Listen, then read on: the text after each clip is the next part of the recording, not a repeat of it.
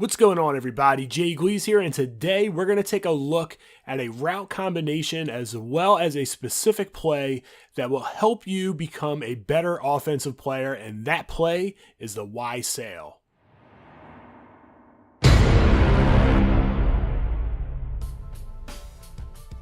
So what we're going to take a look at specifically here on the Y sail, we're going to look at the wide receiver on the right running the vertical, running off the deep defender.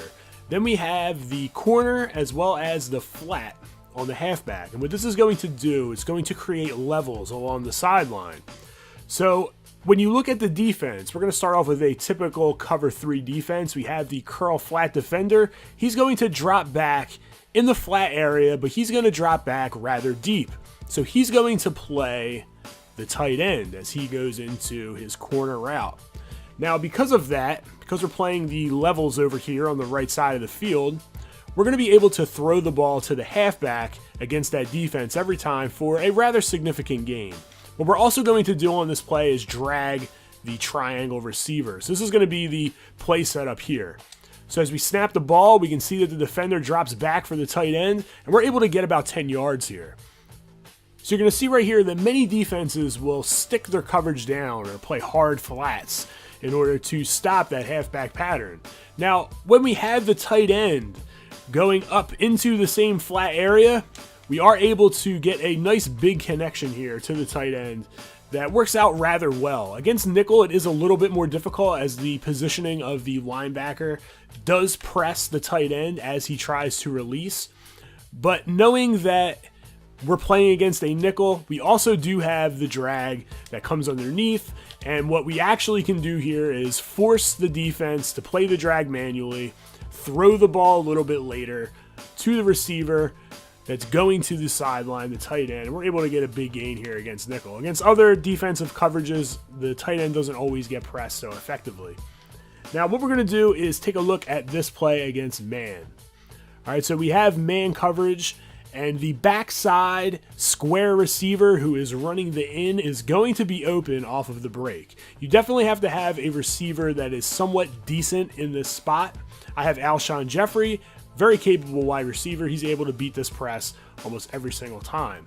We also have Aguilar coming across the middle on the drag, which is open probably about 75% of the time. You just have to read it. Don't throw it if it's covered because it can get picked. Now, what's very interesting about this formation and this setup, we have the tight end on the right side running the corner and the running back going to the flat. Now, in most coverages, in most man coverages, I should say, in most defenses, the defense is not in position to cover either of these receivers. So in most cases, people are going to come out in some type of nickel set against a 3 wide receiver set. And when you see this and they're running man, both of those players typically are going to get open because of the positioning of the linebackers. And I'll show you what I mean here. So notice they swap. All right, did you see that? So I'll run that again just so you can see it. So because the running back is going out to the right and the tight end is also eventually going out to the right, the game reads it as vertical initially rather than a corner ball. So what actually happens is the outside most linebacker winds up picking up the running back and the backside defender picks up the tight end. So when you read that, you can see that the tight end is almost always open. All right, that's about as close as it's going to get right there. Run it once more here. All right, notice he's always open. Always, always, always. And if they don't switch for whatever reason, you have the backside man defender picking up the running back, and then the running back's open. So as soon as you read man, you have those different types of situations that you can make a read and make a play. Now on the backside, just to show you, again, this is a late read, so they're not always going to be throwing this pattern. It's going to be like your bailout decision against man press. All right, so you see him cut in, and he's open almost every single time, but it is a little bit later of a read, so make sure that you're aware of that. One thing that I do want to stress, that a cover 2 defense does give this a little bit of trouble here. All right, as you'll see when I run this, the defender over the tight end does tend to run with him. The flat's covered, but the drag is open.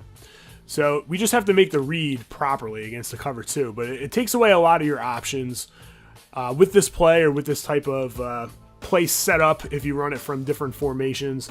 So the cover 2 is going to slow this down.